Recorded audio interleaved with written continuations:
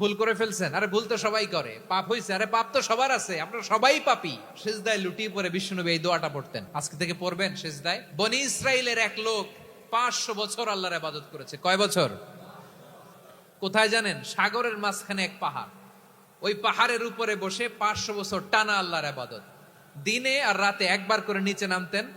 সেখানে আল্লাহ তাআলা পাথরের ভেতর থেকে তার জন্য মিঠা পানির ব্যবস্থা করে দিয়েছেন, আর একটা ডালিম গাছের ব্যবস্থা করে দিয়েছেন। সকালে নামলে একটা টসটসে ডালিম, রাতে নামলে টসটসে ডালিম।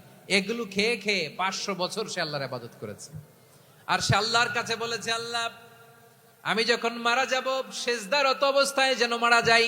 ঠিকই আল্লাহ সেজদারত অবস্থায় সাইয়েদনা আজরাইলকে পাঠিয়ে দিলেন। সেজদারত অবস্থায় লোকটা মারা গেল। 500 বছর ইবাদতের পরে আল্লাহর দরবারে কিয়ামতের কঠিন ময়দানে যখন লোকটা হাজির হয়ে যাবে, আল্লাহ বলবেন, আদখিলু আবদি আল জান্নাতা বিরহমাতি, আমার বান্দাকে আমার দয়া, আমার ভালোবাসা দিয়ে জান্নাতে ঢুকায়া দাও। 500 বছর ইবাদত করছে তো আমার দয়ায় আমার বান্দারে জান্নাত দাও। এই বান্দা বলে, বালবি আমালি, আল্লাহ তোমার দয়া লাগবে কেন? আমি আমার আমল দিয়ে জান্নাতে যেতে চাই। কি দিয়ে? কথা বুঝে নাই বোধহয়। আল্লাহর এই বান্দা কি দিয়ে জান্নাতে ঢুকতে চায়? আমল দিয়ে। আল্লাহ বলছে, আমার দয়ায় আমার বান্দারা জান্নাতে নিয়ে যাও। ফেরেশতারা এ বলে, আল্লাহ তোমার দয়া লাগবে কেন? সেজদা তো কম দেই নাই, জিকির করতে করতে 500 বছর শেষ করে দিলাম, আবার তোমার দয়া লাগবে? আমি তো আমার আমলেই জান্নাতে যেতে পারি। আল্লাহ বলবেন, তাই ঠিক আছে, আমি চাইলাম দয়া দিয়ে জান্নাত দিব, তুমি চাইলে আমল দিয়ে ঢুকবা, ঠিক আছে, তোমার আমল আর আমার যে দয়া দুইটার একটু মাপ দেই।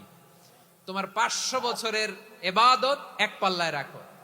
আর আল্লাহ বললেন, আমি যে দয়া করে এই দুনিয়ার নাজ নেয়ামত বিউটি সৌন্দর্য দেখার জন্য তোমার দুটা চোখ দিয়েছিলাম, দুটা নয় একটা চোখ আরেক পাল্লায় রাখো। রাখা হবে, দেখা যাবে ওই 500 বছরের ইবাদত হালকা হয়েছে, আর মুহূর্তের মধ্যে আল্লাহর দেয়া একটা চোখের নেয়ামত ভারী হয়ে গিয়েছে।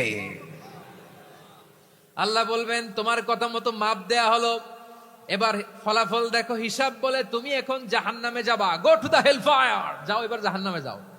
মাপ জোখে যখন আসছো আমার সাথে হিসাব ক্যালকুলেশন, যাও তুমি এবার জাহান্নামে যাবা। এবার লোকটা কাচুমাচু করে বলে, আল্লাহ আমি বুঝি নাই, আল্লাহ আমি বুঝতে পারি নাই, খেয়াল করি নাই, তুমি আমারে ক্ষমা করো, তুমি আমারে মাফ করো।